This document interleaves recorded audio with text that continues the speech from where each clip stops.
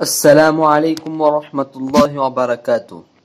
محترم ناظرین و سامعین کرام، میں اسید ربیعی قسط نمبر 12 لے کر حاضر ہوں۔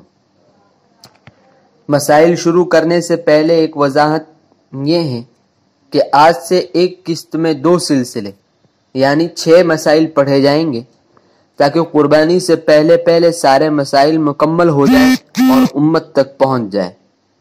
آپ سبھی حضرات سے گزارش ہے کہ بغور سماعت فرمائیں اور امت تک پہنچائیں۔ جزاک اللہ خیرا۔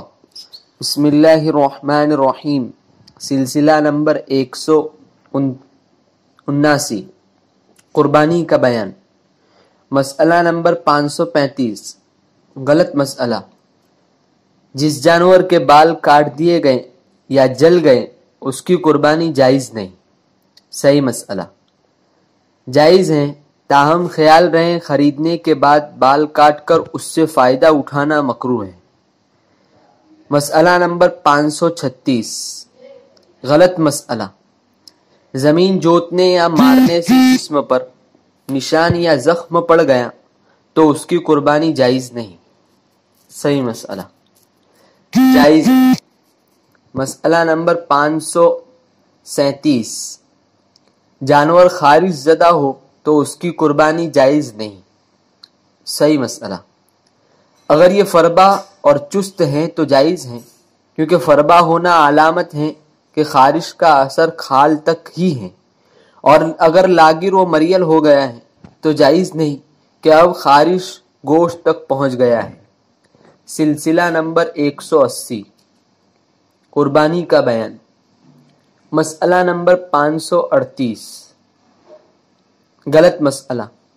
جانور داغ دیا ہو یعنی اس کی کھال کو گرم لوہے سے داغا گیا ہو تو اس کی قربانی جائز نہیں۔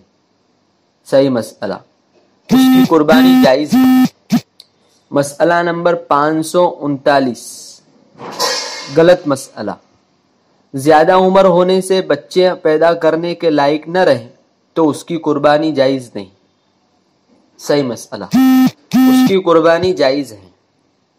مسئلہ نمبر 540، غلط مسئلہ۔ جانور ایک خصیے فوتے والا ہو تو اس کی قربانی درست نہیں۔ صحیح مسئلہ۔ اس کی قربانی درست ہے۔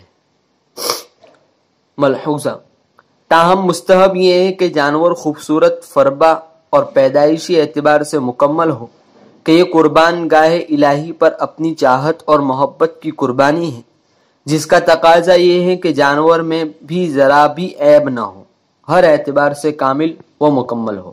جزاک اللہ خیرا واحسن